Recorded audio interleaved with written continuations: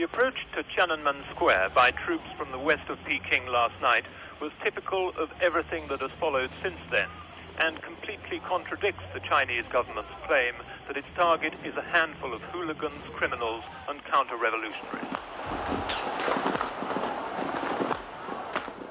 As the army units approached the center of the city, they were firing into side streets, killing and injuring scores of incomprehending and unarmed men, women, and children.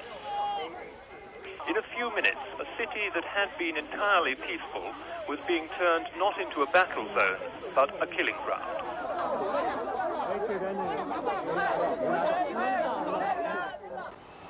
When the first armored vehicles approached Tiananmen Square, people suddenly realized the security forces' deadly intent.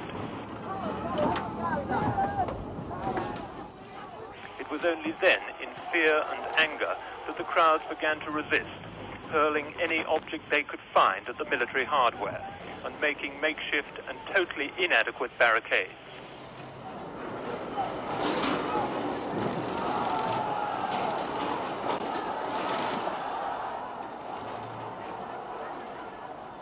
Eventually, one armored vehicle did by chance get caught up in the iron and concrete obstacles.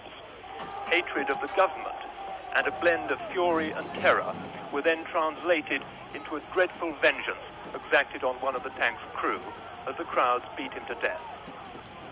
The authorities have reported that several other troops were killed in such incidents and 1,000 injured. But if these figures are true, all our evidence suggests that this has been only a response by the people of Peking to the extraordinary and murderous onslaught that's been launched on them.